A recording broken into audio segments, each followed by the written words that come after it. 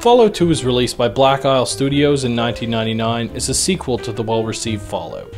Starting with the first Fallout left off, the story takes place 80 years after the first Vault Dweller. You start off in a small tribal village that the Vault Dweller founded. The village crops are dying and soon the villagers will starve. Being the descendant of the Vault Dweller, you're sent on a quest to find the Holy Vault 13 and retrieve the Garden of Eden creation kit. Without giving too much of the storyline away, let's just say as soon as you leave the village, you pretty much get to do whatever the hell you want.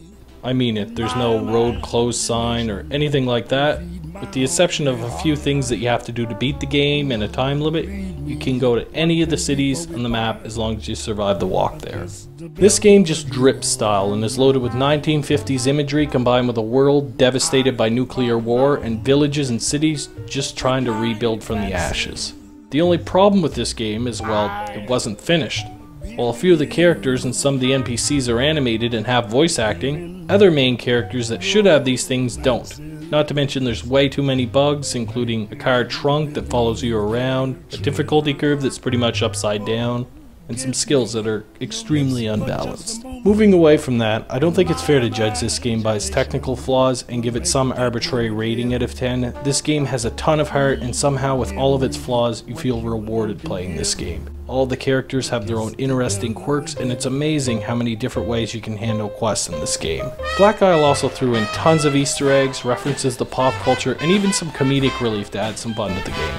The fact that every single city has its own ending depending on what you do in it puts this game in a category of its own. I consider it easily to be one of the best RPGs on the PC and one of my most cherished games. If you do try this game, and I definitely would recommend to do so, here's a few bits of advice. Save often, especially if you get Marcus. You'll know when it happens.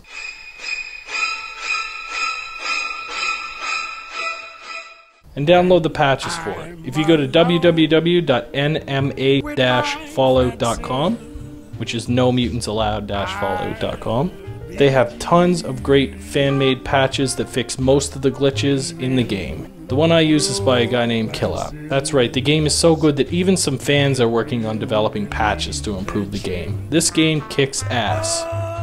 Give me lips for just a moment and my imagination.